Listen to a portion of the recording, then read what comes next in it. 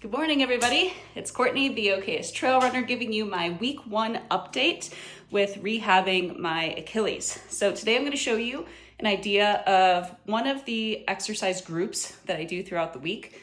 Currently, I have 4 days of exercises. 2 of those days are really heavy tendon loading, and then 2 of those days are doing some kind of different exercises, a little bit more dynamic, some isometric holds, lower weight, but different kinds of exercises for the soleus, etc. So I'm going to show you those exercises super quick, give you an idea what they look like, and then I'm going to tell you what my focus is this week and some of the other things that I'm working on. Hope this is helpful.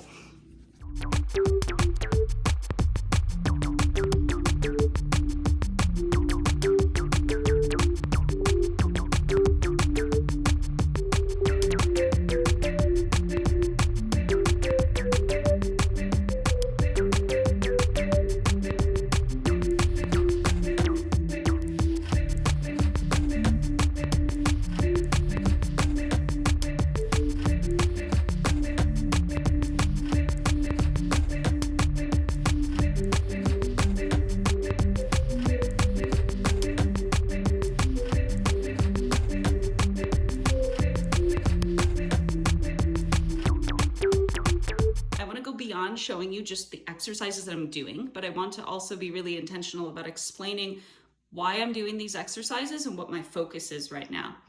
So usually the focus early on when you're treating Achilles tendinopathy is to get inflammation down. There's kind of 2 different types of pain that I've experienced dealing with this for 4 years as a runner.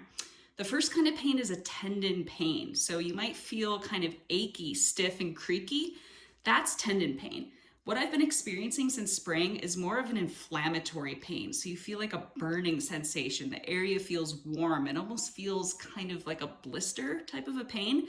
That's literally what it is. I have bursitis in my heel. So in order to really be able to strengthen the tendon, heal, and get out of this, I need to focus on reducing the inflammation first. So it's a little bit tricky business, I gotta admit, because we want to do tendon exercises. If the tendon gets stronger, hopefully it will take the pressure off the heel bone, right? And then the inflammation will go down. But that also could be an aggravating exercise. So it's really a chicken and the egg problem. We're doing a lot of experimenting right now, which is why tendon rehab is really tricky. You don't know if you're doing something that's helping or hurting you. So I have reduced my running load. I was running a lot before this, at least 3 to 4 days a week. I have reduced that. I've reduced my running load to about a quarter of what it was before. We're seeing if that's going to do enough to get the inflammation down. If not, I'm going to have to reduce it more. I have been maintaining my training load. I use elliptical, I use bike, so I'm able to stay fit aerobically and do things that don't flare up the tendon. But really what I'm looking at is getting that inflammation down. A few other tactics that I'm using. At night, I apply Voltaren and Arnica cream to my ankle and wrap it in Saran wrap, which sounds crazy, but it works. So I wake up with very little inflammation. I'm monitoring my inflammation every single day in a spreadsheet, so you could see, what's flaring it up and what's not. You can look at patterns, so I know what to take out of my plan.